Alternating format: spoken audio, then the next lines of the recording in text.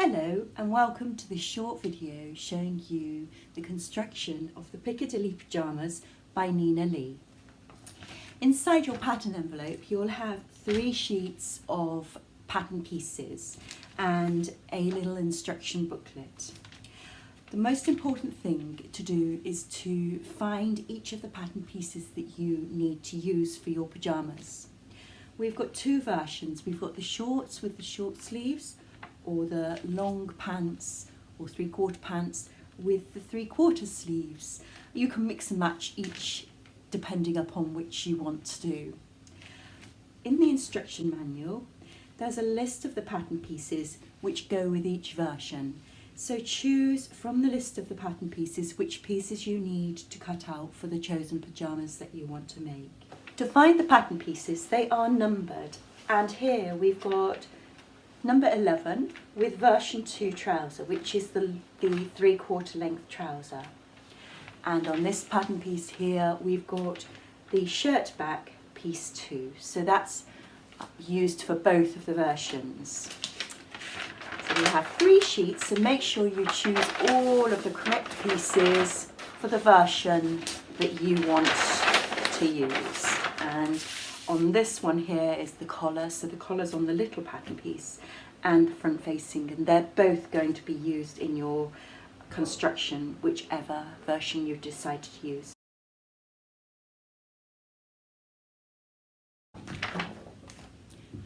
So I've traced out and cut out all of the pieces for the pyjamas that I'm choosing to make today.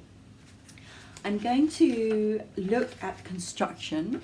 Now, if you're new to making, it's a good idea to read through all the instructions before you start construction, just so that you know what's coming up and the order in which you're going to work.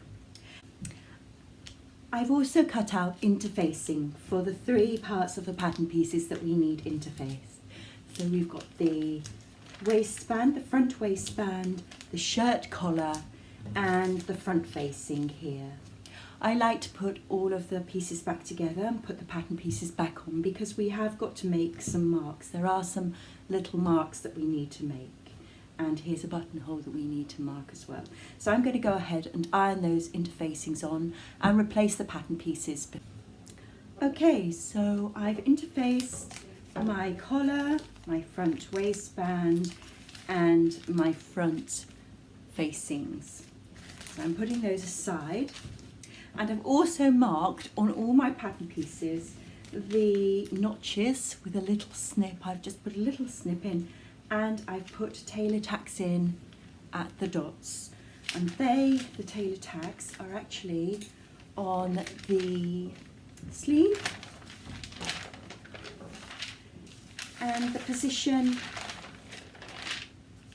of the pocket here. Now we're going to be using bias binding to finish the edges of the hems of the top, front and back, the top of the pocket here, and the hems of the trousers just around the curve. So what I suggest is slightly different to the actual construction method that the instructions tell you. They actually ask you to work on the pocket first. Now the pocket has this curve which is going to be quite tricky if you've never worked with bias binding, or if you're not too sure about bias binding at this stage.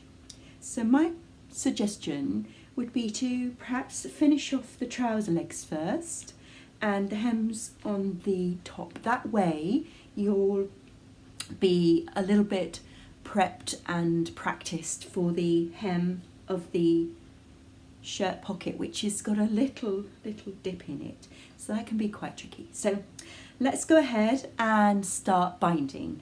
Now the first thing I'm going to do is I'm going to take my binding. This is 2-fold binding, and I'm actually going to press it through the centre. So I'm going to take it to the ironing board and press through the centre. So I'll come back to you in a moment. So I've pressed my tape, my bias binding tape, into half. So you've now got 3 folds. You've got your first, second and third fold.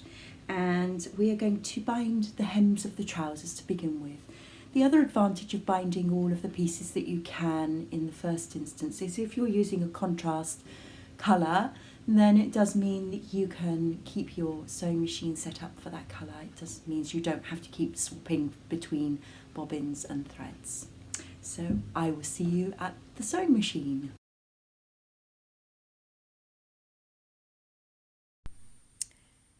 So we are going to put the bias binding onto the wrong side of the bottom hem of these trousers, and we're going to start at the little notch here. So it's the little notch at the very bottom, just before the curve of the, so it's the bottom side seam just before the curve of the hem that takes us around the bottom of the trousers. So I've put a little pin in at the starting point here. So I'm just going to, using a regular stitch length, we're going to stitch in the first fold. So you'll see the curve here. So I'm just going to position the fabric around there. Now we don't want a crease in there, so we'll just smooth it out as we go. The crease is our guide, so if we keep the edge of the bias against the raw edge of the fabric here and stitch in the crease line, we're going to get a really nice finish. So I'm just going to reverse just a couple of stitches at the beginning here and take my pin out. And just try and keep that curve going round. So you might find on the actual bend here that you have to do a little bit of a manoeuvre. It might take a little bit of persuading to go around the curve smoothly. The idea of bias binding is it's cut on the bias, so it gives a lovely smooth finish to curves. It gives a lovely smooth finish to edges where you have the curve, because the actual stretch in the bias doesn't create pleating. I'm just going to go all the way along the bottom of my hem here.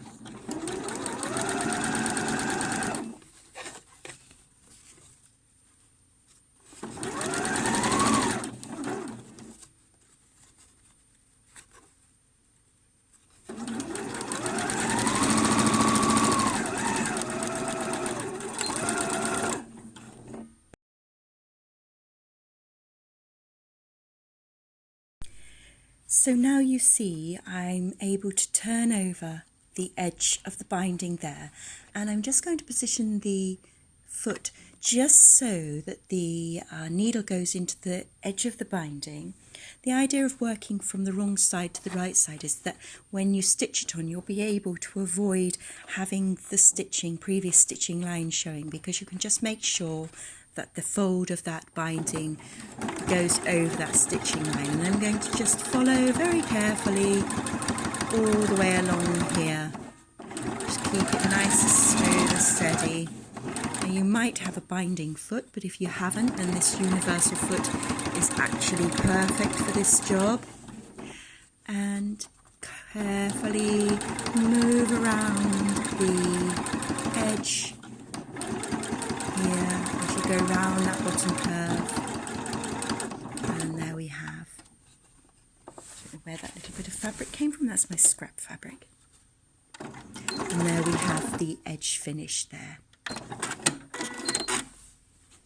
Okay, so we've got a nice curve on the bottom there, and you can give that a press. You might want to give it a press before you do the final stitching. I'm going to give it a press now just to smooth it all out. And that's one of the bottom hems completed. So we're going to go ahead and do all of the other hems, and then we're going to move on to the pockets where we've got the little tiny crease that we're going to have to create in the shaping of the pocket. We're going to start by preparing the pockets, and we need to stitch around the outer edge, so the side, the bottom and the other side. We don't need to stitch across the top here, but we're going to use a zigzag, and for this I could use my regular universal foot, but I'm actually going to change it for an overcasting foot, just because the overcasting foot gives a better zigzag.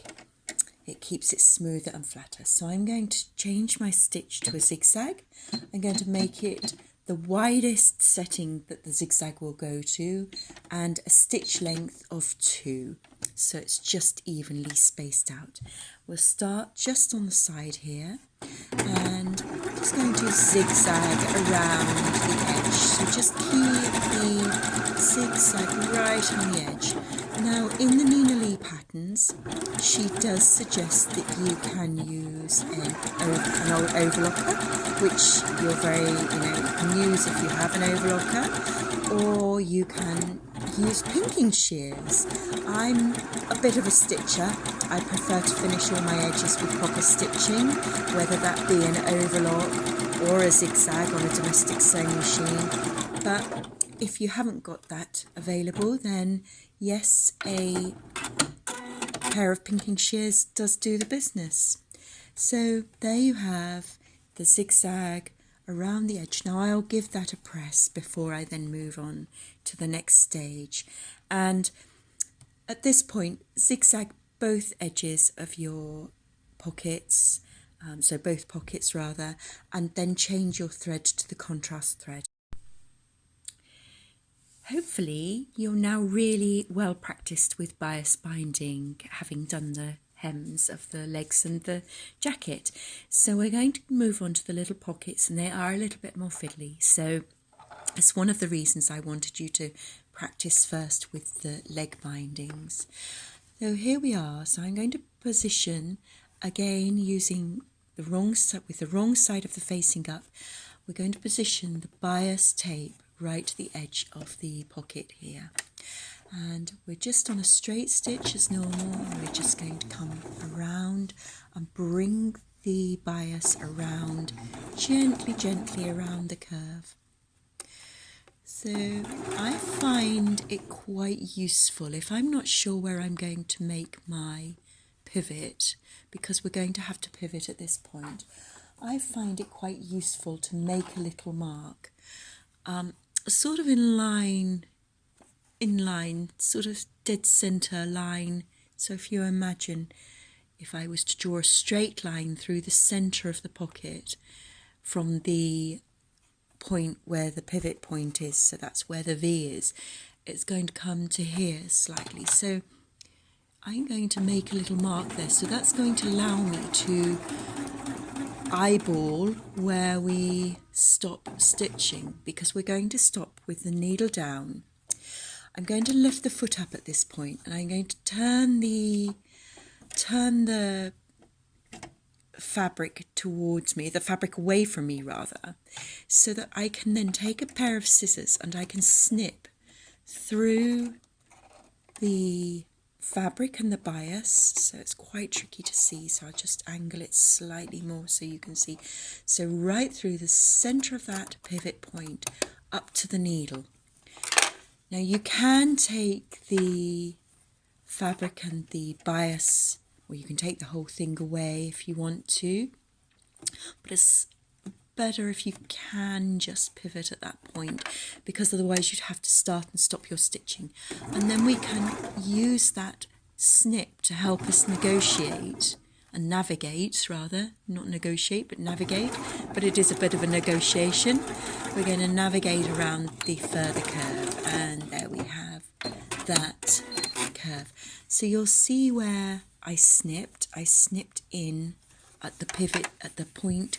If I put this back together, if I can, you'll see, although there's bias tape there, you'll see that was the V point, and I've snipped, so it's opened up and it's released the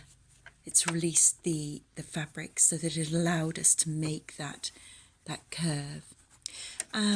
When we put it back together, we're going to create a smooth finish, so we want to bring the bias over the front. Okay, so it's probably a good idea as well to cut bias tape that's just a little bit longer than your project, so that you don't have to deal with lots of the bias. And we can work our way on the front side now to finish the top stitching. So there will be a bit of a a excess of fabric at this point, but I will show you a tip to get rid of that excess of fabric where we create the crease. So I'm just going to stitch that along, so it's sort of a bit of a clever folding origami type sort of thing with that crease. And when we press, we're going to press this pocket so that we get a nice curve like that. So it creates a little crease, but keeps the shape of the pocket. So we're going to take it to the ironing board. I'm going to give it a good press, and then I'll show you how I can help you to create a better shape at that point there. So what you may find when you have pressed your pocket is that you end up with this little crease, and I'm going to show you a little tip as to how to take this excess fabric through here. So I've threaded up a needle with a double thread, and I'm just going to thread the needle into that crease, the underneath crease. Okay, and I'm just going to slide the needle up, being really careful not to touch any of the others. So I want it to just be free inside the bias there, and I'm just going to take it up and pull it up and bring the end of the needle up through, out further along. And what you'll see is if I then pull on this thread, I can actually push the excess fabric over the top of the crease, and you might need a little something to help that happen, but it will go.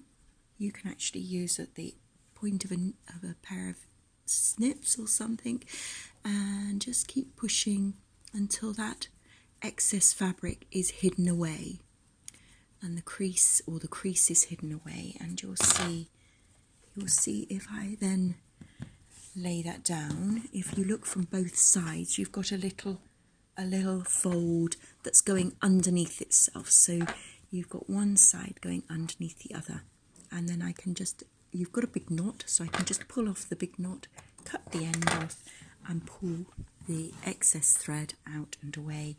And then I can actually give that another little press, and that gives you a nice neat fold at that corner, at that point there of the pocket.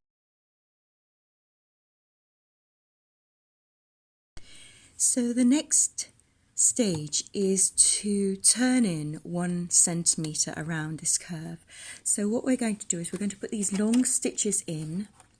So we're going to put some long stitches in, sort of like a slight gathering stitch, a sort of stay stitch within the 1 centimetre seam allowance, because on the pockets the seam allowance is 1 centimetre only. So I'm using the edge of the foot to be my guide, which means that my stitching will be within the 1 centimetre seam allowance. And I set my stitch length to 4.5. So we're just going to start off, we're not going to reverse, we're just going to come around the curve here, just very carefully around the curve. Now you'll notice that I didn't start at the very top of the pocket, I just started halfway down the side, and that's fine. So we can do that. So, oops, I want to just come round and stop there. That's fine. Okay. So I shall lift this off and leave a nice long thread. So I've got something to work with. So you will see by pulling up the thread, I've actually managed to sort of bring the curve in, and so that's now ready to press. So I'm just going to take it to the ironing board and just work round and give this a really nice edge, like so. So you'll see I've pressed the edges in and I've cut the excess threads off, and that looks nice from the front. I can see the shape that I want to create, and that's now ready to go onto the front of the pyjama top. So now you'll see I have all of the hems of the main pieces of the garment and the pockets bound, the pocket edges bound. The only other binding that we've got to do is when we come to put the sleeve together, but we'll do that later on.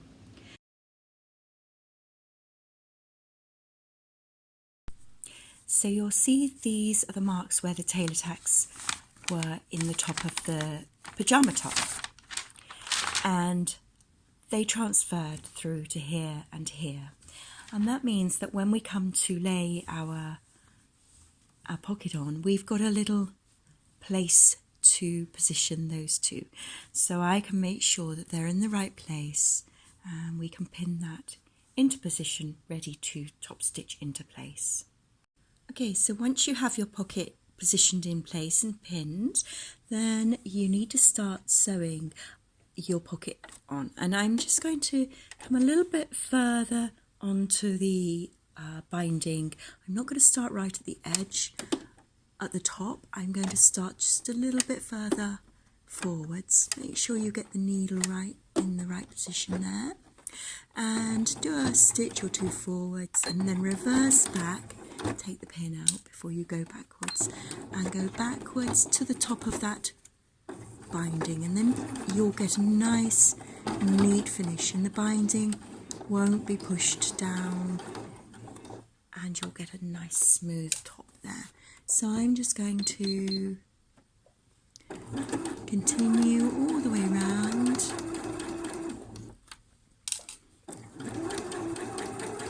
following the edge of the curve of the pocket, just about 1/8 of an inch from the edge there. And sew it slowly as you go around the corners. Try not to stop and start, just try to control the speed of your machine so that you can keep the fabric moving. I know it's quite tricky at times, but you'll get a better finish if you do. So I'm just going to, rather than lifting the foot, that's what I mean by not stopping and starting. I don't mean lift the foot, just keep it going around in a smooth motion. No, that's tricky, but it does give that nice smooth curved stitch appearance. And then at the top here, the other end, just bring that round. And we're just going to go right up to the top of the binding, right up to the very top, one stitch there, and then reverse back just to finish off. Okay, and that's your pocket stitched into place.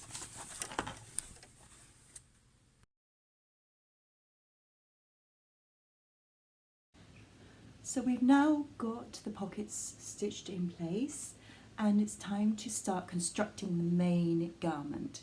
So with right sides together, that's the right side of the fabric facing onto the right side of the fabric, we're going to join the shoulder seams and the side seams of the top here.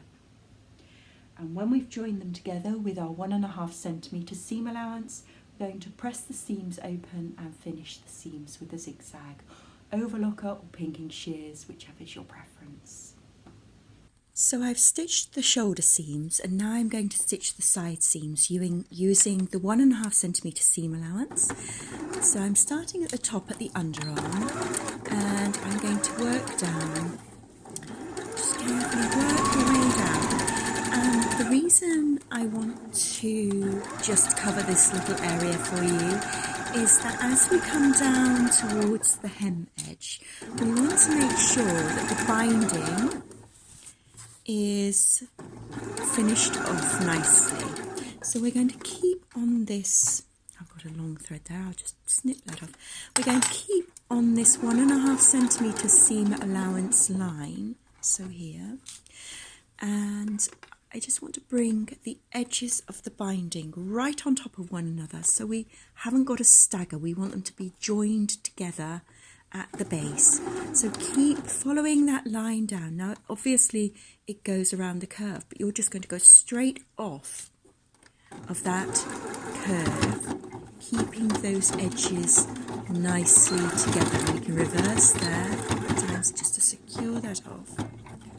And I'm just going to cut the threads. And what you'll see when I take this away is that both the seams are sitting on top of one another. You can see that they're sitting on top of one another at that point. Okay, so you've got a nice finish at that angle there.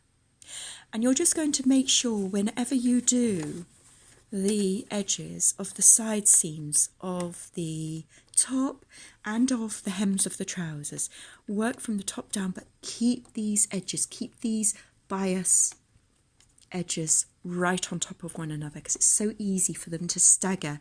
So that's a more important point, to keep them together than anywhere else. So following the pattern instructions, we have finished the edges of the shoulders and the side seams and pressed the seams open. And now I'm going to put a single row of stay stitching around the neck edge 1 centimetre from the raw cut. And the reason for stay stitching is to stop the neck edge from stretching out when you put the collar on. So I've stay stitched the neck edge, and now I'm going to prepare the sleeves. So you'll see here that I have my notches, 2 in the back of the sleeve, 1 in the front of the sleeve, 1 at the shoulder point, and then we have tailor tacks at these 2 points here, which is the area that we're going to stitch between. Following the curve, we're going to put some running stitches, so a long machine stitch, 2 rows between these 2 dots across the top of the sleeve head. So here you'll see the 2 rows of stitching that I've put across the top of the sleeve heads between the 2 dots. So here's your, find it, here's your shoulder point, and here are the 2 dots, and I've done the first row, which is the lower row here, just within the seam allowance, and the second row well within the seam allowance. So it's the first row close to the seam allowance and second row well within the seam allowance, and that's going to help us ease the sleeve into position when we come to set the sleeve in. And I'd advise doing this on any sleeve that you're putting in. Always put the ease stitching in, never skip it. You'll have lots of pleats and problems otherwise. So now I'm ready, as I've done the ease stitching at the top of both of these sleeves, to put the sleeves together. Now I've got a fabric that has got an obvious right and wrong side. If you're working with a fabric that doesn't have an obvious right or wrong side, be very careful that you get the pairs the right way round. So I like to lay out my sleeves so that I have both of the fronts, and that's the fronts is with the 1 notch. So you'll see I've got 1 notch here and 1 notch here. I like to have both the fronts together so that the front edge seam, as in the underarm seam, is going to be next to itself. So it's a mirror image of itself. So if you folded them together, they'd be a mirror image of themselves. And then I'm going to bring the back over the front, and that's ready to be sewn down this seam here. And then the same on this side, bring the back over the front. So that means that if you are working with a fabric that doesn't have an obvious right and wrong side, when you come to put your sleeves in, you have a pair, you don't have 2 lefts or 2 right sleeves. So it's just a good way of working, is to just lay them out, prep them together so they're mirror images rather than get 2 the same. So I'm going to go ahead now, and I'm going to stitch down both underarm seams, and then I'm going to press the seams open and finish them with an overcast zigzag, the same way that I did the side seams of my jacket top.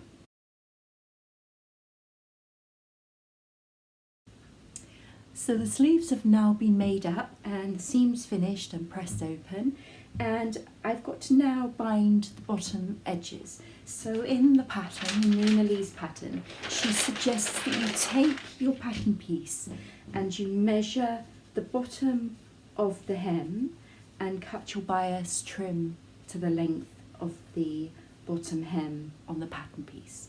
So that's what I'm going to do. I'm going to find my little scissors and cut a piece of bias, well actually 2 pieces of bias the same length, to go around the hems of the cuffs here. And so I'm going to press those over and take them to the sewing machine. And what I've got to do is I've got to put a 1.5 cm seam allowance into the bias here, so I'll probably do that first. So I need to change to my pink thread. I'm going to put a 1.5 cm seam allowance, press them back over and press them in half, ready to put onto the sleeve hems. So now we're ready to put the bias onto the cuffs. So I have pressed open and trim, and I will trim down the seam here. So I think that that's quite bulky if we have all of that seam in there. So I'm just going to trim away some of that excess seam allowance from the bias. It's not necessary to have that there, just makes the seams more bulky. So trim that away. Now my sewing machine, if I take the plate off, the free arm is still too small to work around this cuff. So I've turned my sleeve right side out, which means that I can now work on the wrong side of the fabric. And I'm just going to bring the two seams together. And so we've got the underarm seam here and the seam of the bias, so they're laying on top of one another. And I'm going to work around the sleeve, around the cuff edge here, just very carefully on that fold, like we did when we did our hems and our pockets. So I'm just going to go around. So it's a bit fiddly, so you might want to just take your time. You might even want to pin your bias into place before you start sewing, but that's up to you. It might be a good and advisable thing to do, perhaps, just to get it into place, and also to check the size. So I haven't checked the size, so let's hope it fits. We'll keep going. It'll be funny if it doesn't, won't it? I'll have to delete this video. I think it's going to be okay. Yeah, it feels good. It feels good. So if you've cut your bias to the right size for the pattern, and don't stretch your bias as you're working, it'll be fine. And you'll see that I have changed my colour to pink, obviously. So the pink bias is stitched on with pink, and that's a good tip with any project with pipe cushions or anything. Always work with the colour of the contrast that you're working with. There you are, and then that's stitched around. And now I'm ready to bring this over, so I'm going to bring it over.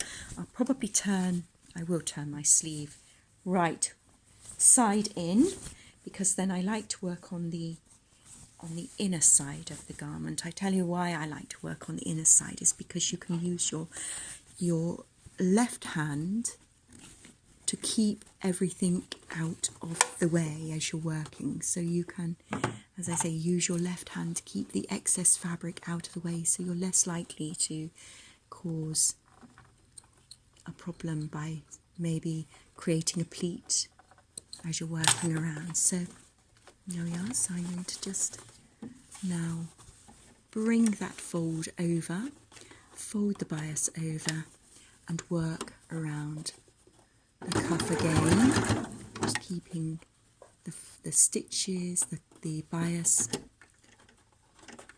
covering that row of stitching that you've previously made. And you can see that I am able to keep all of that fabric away. If you work on the top, if you're working on this side, it's very easy to catch what's underneath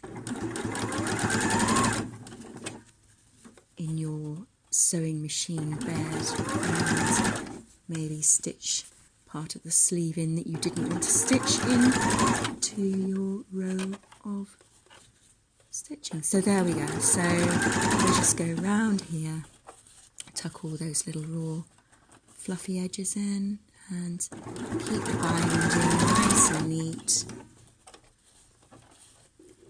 as you go round. As I say, if you have a binding foot, you can put this on with a binding foot, so it's not a two-stage thing, but this is, with your universal foot, this is the way to go about it. So there we are. And there's your bound sleeve. So I'm just going to give that a press, and now the sleeves are ready to put into the garment. So you'll now see that I've got the sleeves constructed. I've got the hems finished with the bias binding. The jacket is all finished with the bias binding, so we're going to put the sleeves in now. So I've laid the sleeves out so that we've got the correct sleeve to the correct side. And always remember, it's majority, I always say always remember, but you do get some exceptions.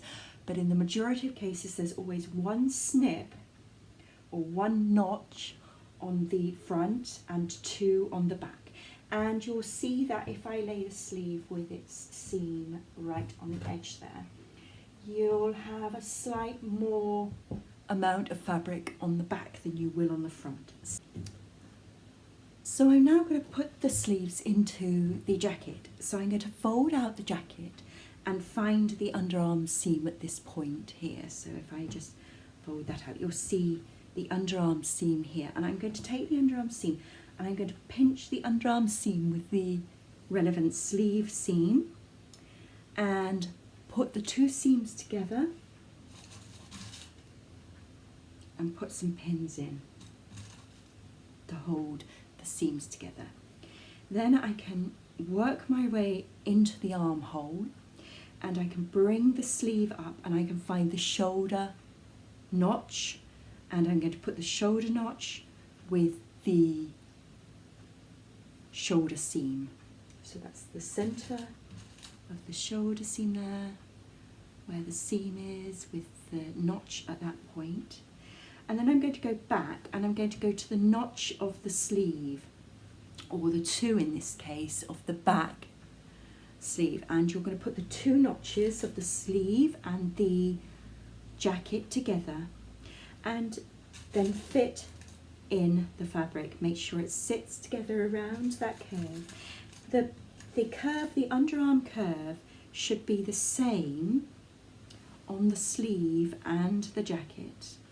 And then find the two front notches, the front notch on the jacket and the front notch on the sleeve, and put those two together. And then we'll gradually work our way round, fitting them together. So they are together. And then we can take the sleeve, and you'll see that the actual jacket, the sleeve, is a little bit bigger than the jacket, and the shaping is different, and that's because it has to go over your shoulder and around your sleeve, around your arm. Basically, your sleeve top is shaped to fit around your arm. So just gently ease the edges together here, and they will fit together. Don't force, don't pull, don't tug, but it's just gently work your way around, and the more pins you put in the better. So this sleeve is slightly gathered, I think, on the top shoulder, just a little bit. It's not much, in fact it's very, very little. The short sleeve version of these pyjamas has definitely got a gather in it. This is more of an ease. On the 3/4 sleeve, it's more of an ease. So I'm just going to ease that in. So it's rather less, it's not really a gather, it's more of an ease. Okay, so I'm just going to carry on pinning that round and take it to the sewing machine and show you the sewing in. So I've pinned the sleeve in all the way round, and starting at the underarm seam and using 1.5 centimetre seam allowance, I'm just going to start to sew. Now remember to take your pins out as you come to them, but the important part is to actually smooth away the fabric as you go, because you don't want to create any buckles or pleats in your fabric. So just take your time and feel underneath. If you're working with fine fabric, you can actually feel, are there any creases coming up as you're sewing around your sleeve? You can just work your way around carefully. I quite like sewing in sleeves, but just take your time. And as I say, careful, keep swiping away the fabric underneath so that you don't get any of those nasty pleats and tucks that can happen when you're putting in a sleeve. It's always one of the things that takes time and practice, and but when it's successful, it's really good, and it's very professional.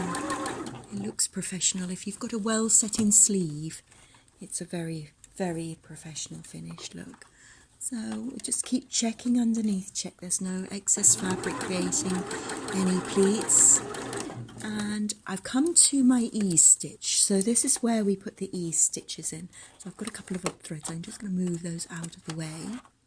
And we're going to be sewing to the left hand side of them, so this side of those ease stitches. Those ease stitches were there, they're very useful to make the sleeves set well. Now I'm doing the 3/4 sleeves, so these sleeves do not have gather. They have a little bit of ease. It does say in the actual pattern that they have a soft gather, but actually they fit really well as a smoothly set in sleeve, so you shouldn't end up with tucks. I'm going to just work round here, so I keep checking underneath, keep feeling underneath, keep the seams together, keep the raw edges of the fabrics together. Ooh, my pins are falling out now. There we go. You can see those two notches coming together. Those two notches have literally sitting on top of one another and acting in the same way.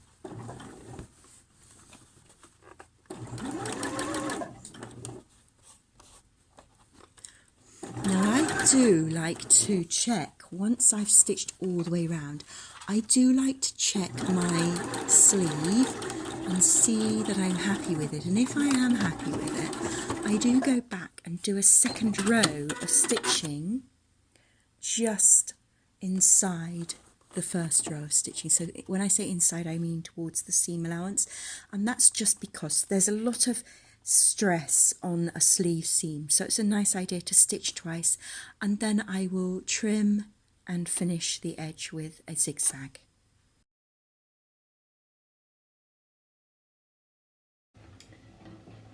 So the sleeves are now in. I finished around the inside edges. I double stitched and then I trimmed away the excess. Got rid of all the old threads from the ease stitching. I left the ease stitching in, but I did trim away all the old threads and then finished with a zigzag the edge there. So we're now at the stage where we are constructing the front facing. So we've got the front facing here. It's all been pre-interfaced. Whoops. So the interfacing is all stuck onto the wrong side. And what I need to do is I need to, I'm just going to put this aside. I need to zigzag or overlock or pinking shear this long edge. So it's the longer edge, it's the outer edge, which is the edge with the curve, the smoother curve going round. It's not this top one, it's this outer edge. So basically down each side. You'll see I got my selvage in there. I did trim off as much selvage as I could. I just was very short on fabric. However, that's going to be absolutely fine because that's going to be encased in the seam allowance on the front, and I'll be able to trim off a little bit more once I've stitched that. So I'm just going to zigzag around these edges here and then come back to you and show you how I'm going to affix the facings. So I finished the raw edge, the outer edge of the facings with a zigzag. and I've pinned them right sides together with the centre fronts of the jacket. And now I'm going to sew all the way down this front edge. I'm going to take particular care at the bottom here. So I finished stitching the facing onto the front of my jacket here, and now I'm going to trim away the excess of the interfaced facing part on the seam allowance here. So I've started that and I'm just going to continue. So take your scissors and trim away a good half of your interfaced edge. Just the interfaced edge there. So you can now see that I've removed the excess or some of the excess there, and then we will flip this over. I'm going to give this a press, and I'm going to press the seam, the facing onto the seam. So basically you'll have your jacket and then the facing, and underneath the facing will be the trimmed away seam and the seam allowance of the jacket. We'll press that and then we'll understitch all the way down the edge here. So when you turn in the facing, you don't see the stitching, you just see a neat edge like so. So I'm going to take this to the ironing board, give it a press, and then come back and understitch the facing to the seam allowance. So now I'm ready to understitch. So I've pressed over the facing, so we are going to enclose this part inside underneath the facing there. So when I position my facing, I like to stitch fairly close to the foot, to the seam edge, so sort of within an eighth of an inch, or just a couple of millimeters, and just feel your way down. You'll know if your facing if the seams are under your facing, because you can almost feel them through this fine fabric. So another advantage of working with this fine fabric is that you can feel a little bit like when you put the sleeves in, you can feel the seams and any excess fabric. So we're sort of stretching the facing away from the main garment all the way down. So it's all the way down.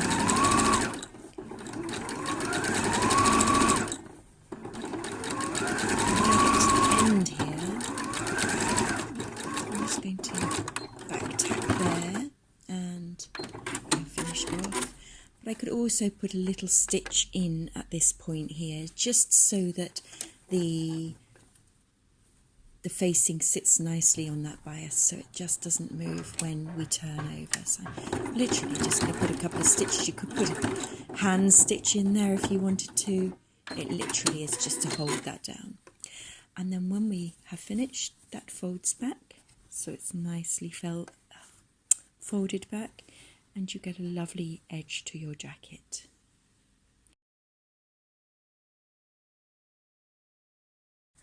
So we're now going to work on the jacket collar.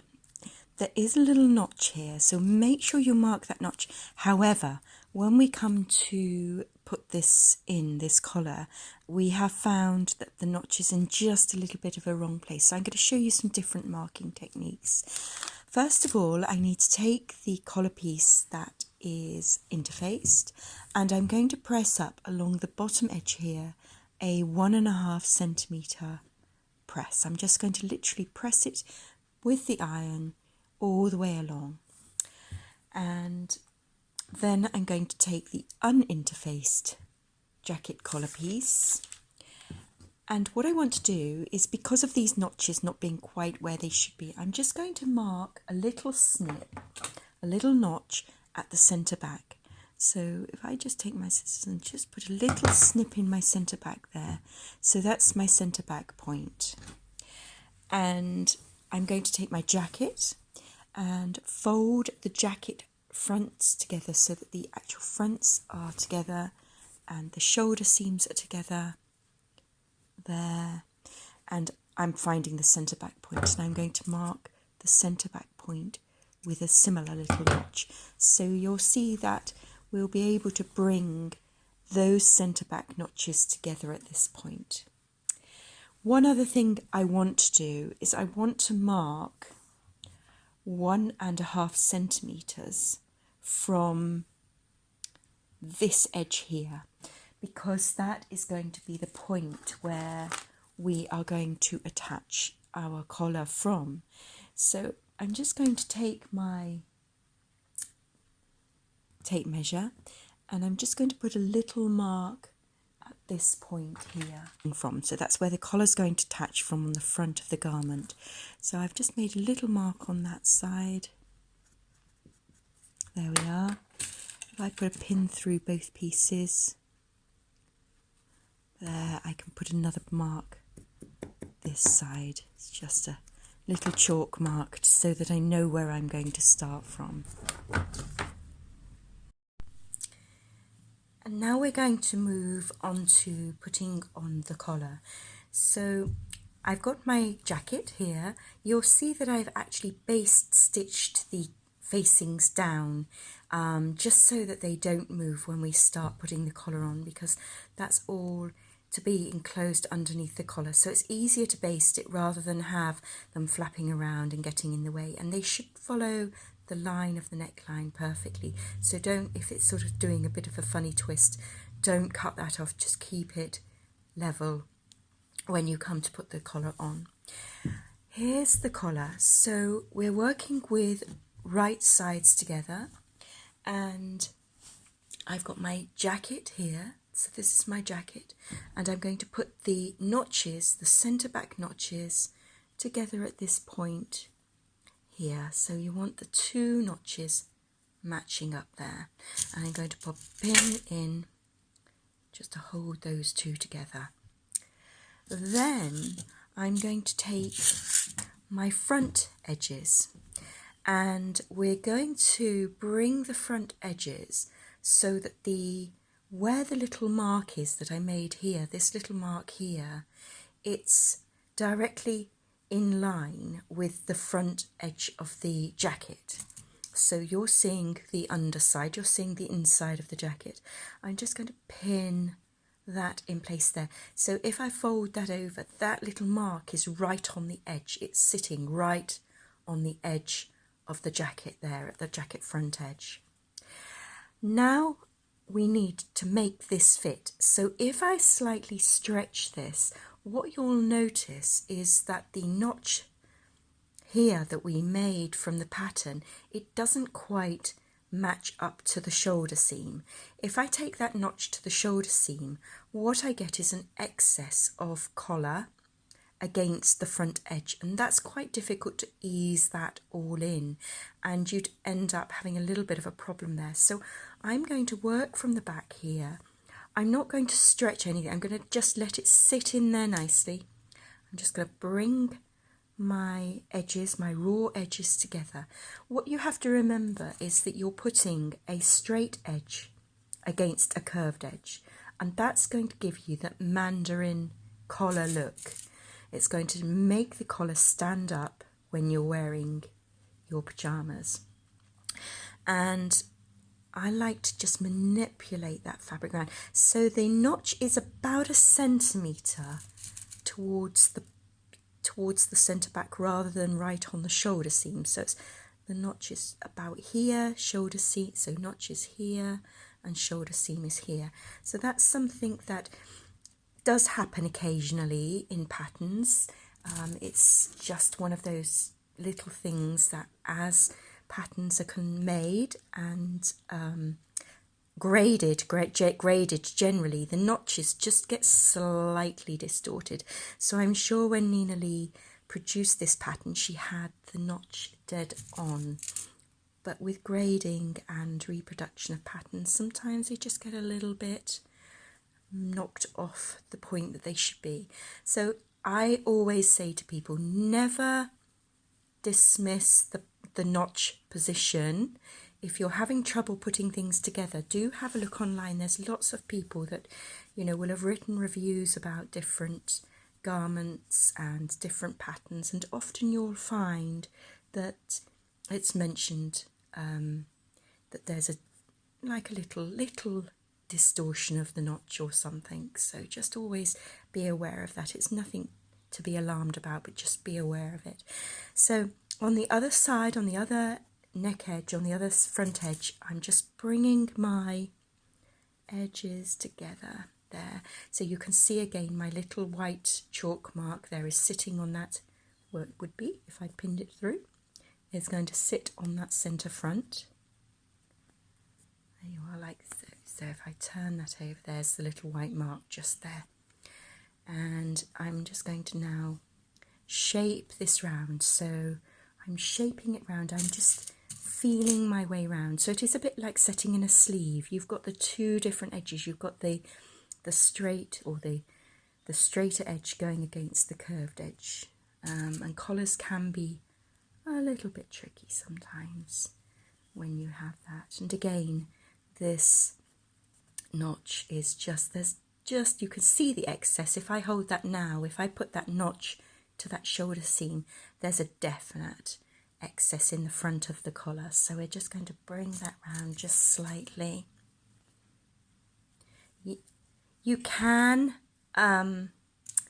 put an ease stitch or not a gathering stitch, but you can put a running stitch around your collar edge to try and make that fit so that the notches do go together. But I think, in all honesty, it would cause a little bit of a problem at the back neck of the jacket, at the back, on the actual back, where the jacket wouldn't sit correctly. So we're just going to make that fit correctly.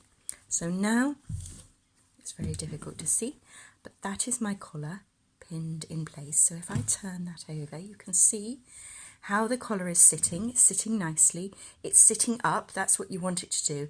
And you can see that I've got 1.5 centimetres over the edge of the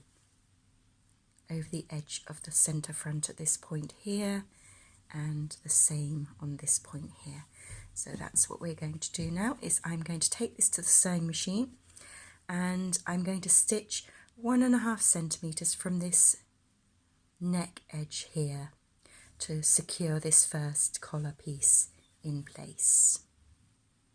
So I'm back at the sewing machine, and I'm just going to stitch this collar into place. Now what you'll see is that I've pinned the, as we did, we pinned the edge over.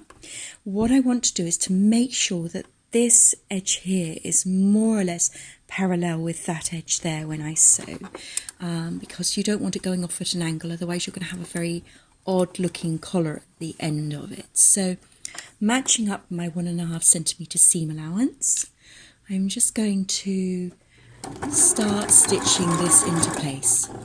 One of the things you have to be aware of is that you're not catching the collar in any odd way underneath, and you're smoothing out any of the creases created by the shape of the collar. So it is a bit of an art to get the two to meld together, but you will do it. It will happen. Just work nice and slowly, keep things steady, don't force anything, don't create pleats. That's what you're trying not to do, is you don't want to create pleats. So here it would be very easy to just sort of stitch and create a tuck or a pucker. You want to try and smooth those out with your left hand as you go. So I can just smooth that fabric down. So you can see I can just smooth that fabric down, use my fingers to smooth the fabric down. And again, more pins or the better.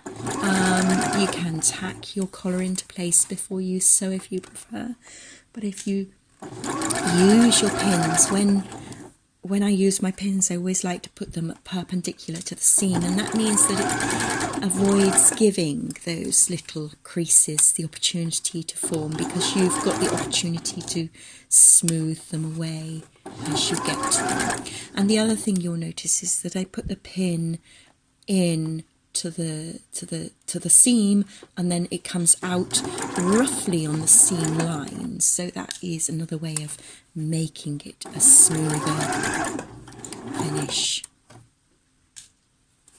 So I'm coming back round over the further shoulder seam, the next shoulder seam. Keep checking that things are not going awry underneath, because that's the other thing, is a bit like the sleeves again, you can catch the shape of the creases or the little tucks if you're not careful when you're working. And again, I'm just going to come to this point and I'm going to try and make sure that this edge here is parallel with that edge there as I bring my collar into place. And keep on that 1.5 centimetre seam allowance, and there we have it. That's the collar in position. Okay, so before I start to attach the under collar, which is here, and it's been pressed up that 1.5 centimetres along the long bottom edge, I'm going to trim away some of the excess of this seam here. So I'm going to take a pair of smallish scissors, and to start with I'm just going to grade the seam down. So I want to take away approximately half of the seam allowance around the neck edge there.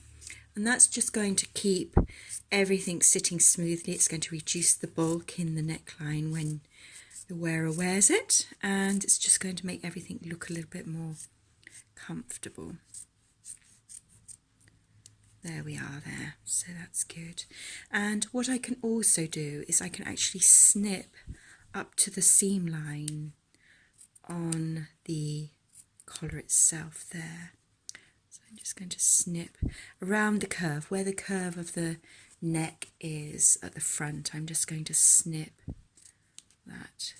And that's just going to help to take some of the, it's going to help to make it lay flat, because you can see if I open it out, but when I turn it up, the actual snips allow the fabric to lay over the top of each other. Right, so working from the other side, I'm going to take my collar and I'm going to work with the right sides together. So that's right sides together, and pin this collar all the way round and then sew it into place. So you can see I've now pinned my collar into place, my under collar into place with the right sides together. And if you're at all unsure about sewing around these curves, there's always that opportunity for you to just draw a little curve in, or just dot a little line in, so that you can find your nice curve before you sew, and that gives you a little guide to work to.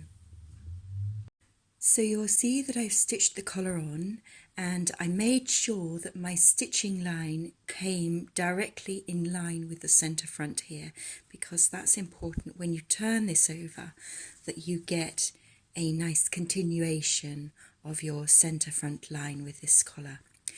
We are going to trim this. I don't want you to be afraid of trimming, so I'm going to start to trim.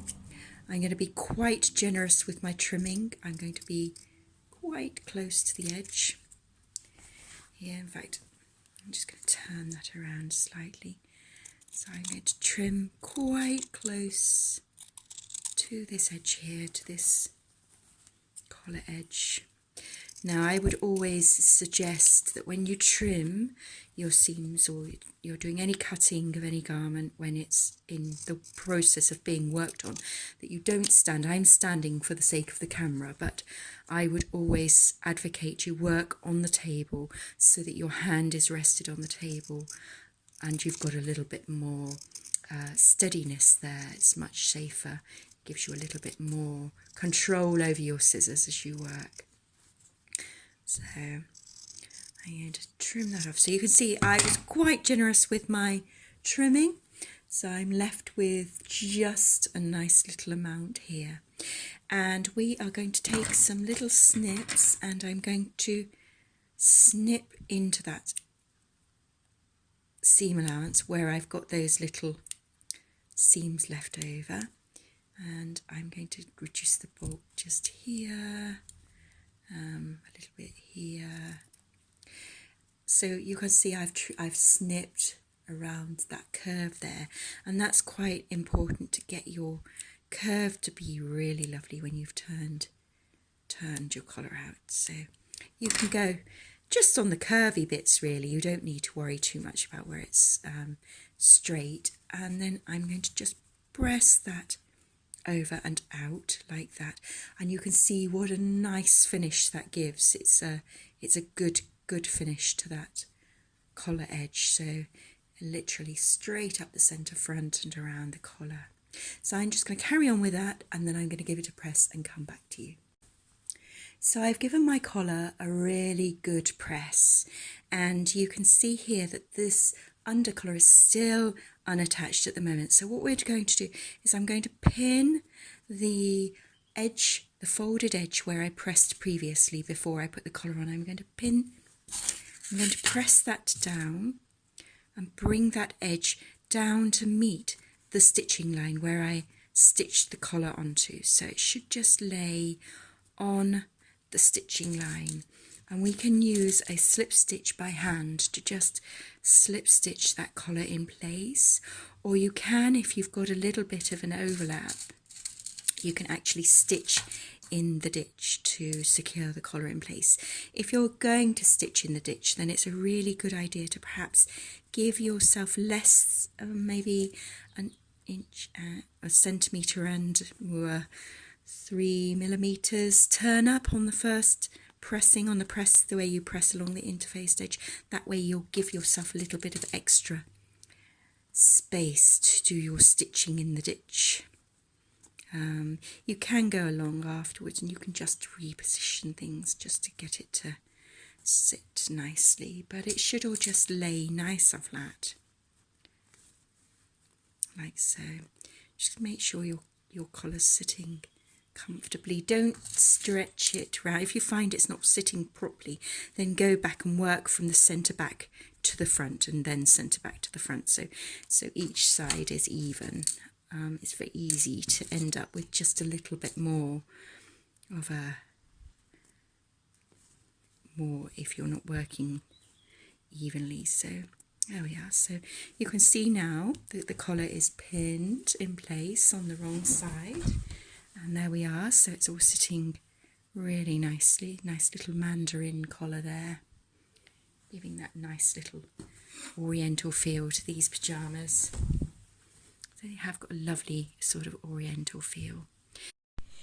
So I've decided to slip stitch my collar into place, and I'm not taking too long a thread, but I'm doing a single thread. Often people ask me, well, how do you slip stitch? So I like to work with a fairly small needle, not too big a needle. I'm just going to put that first stitch in at this point here, just to tuck that in. So tuck the edge right in. There, secure that into place. Okay, so we're just going to put a little stitch there. Now, if you've got any little edges from your fold over just peeking through, you can tuck them back underneath. And I slip my needle into the facing at this point, just through the facing, not through to the right side, just through the facing, and work my way across this facing here. So little stitches, not too big, so a couple of millimeters long, and you're slipping the needle into the facing and bringing it out on the fold down of the collar there. So you're holding the collar down with a little stitch, and you're putting your needle back down in the opposite point from where the needle came out. You're going into the facing, back out into the facing, and just feel your way along, that you're not going right the way through. You don't want stitches on this side. You want that not to show any stitches on that side. And follow the line of the collar. So follow the line of the collar stitch. Don't pull it down too far. Right, so I've got to the end of the facing area, and now I'm going to slip stitch into the seam. So I'm just going to see, I've just pulled the collar back up a little bit so I can see where the seam is sitting, and I can then slip into the seam just into the seam above the stitches, just so I can bring my stitches in that seam allowance and not through onto the right side here. So we're just going into the seam allowance only, slip along the seam allowance and then out into the collar. Along the seam allowance and out in the collar. So the closer your thread colour to your base colour, the garment, the more difficult it is to see those threads. So sit in daylight, work at a table, don't be tempted to work on your lap. I always think you get a better finish if you work at a table. And you can see there are no stitches showing through there. So I'm just going to work my way along here and just finish off along the neck edge here. Lovely. And I will come back to you when I've done that. So if you haven't already marked the buttonholes, take your pattern and mark the buttonhole placements on the right hand jacket front. Okay, so now I'm going to stitch the buttonholes, and I always advocate making a test buttonhole first. So you'll see here I've made a little test buttonhole on some scrap fabric, and that is just to check the balance of the stitch. It's also to check that the button will go through the buttonhole nicely, and when the button is stitched in place, that you've got the correct distance from the edge that you want. So on a shirt, buttonholes always go down the length. They go parallel to the centre front or to the front edge of your shirt or jacket or pyjama jacket, never across, because if you have them going across, they are going to pull and gape more than if they're going down, and they're less likely to come adrift. So, or the buttons are less likely to come adrift and come undone rather, not come adrift. So I'm just positioning my first buttonhole position. Here we are, I'm just going to get that into the correct position there. I'm making sure the fabric is parallel as I work with the edge of the foot, and as long as you keep the distance on all of your buttonholes the same as you work down, then you'll have a nice neat row of buttonholes. So it's worth either eyeballing it or making a mental note of where you're working with that buttonhole, so that every one of them is in the same position. So I've got 5 buttonholes here, so I'm just going to make sure I position that in the same distance from the edge of the foot to the edge of the fabric there. Just pop that down to bring it back a little bit. So I like to, as I say, do a practice buttonhole, and that also helps you to ensure that you are working the right way, because we all forget which way our buttonhole, well, I do, I have a tendency to forget which way the buttonhole is stitching.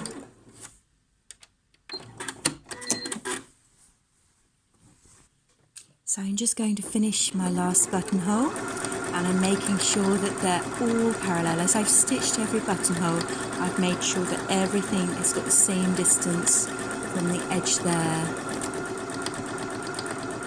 And that way you know you're going to get neat,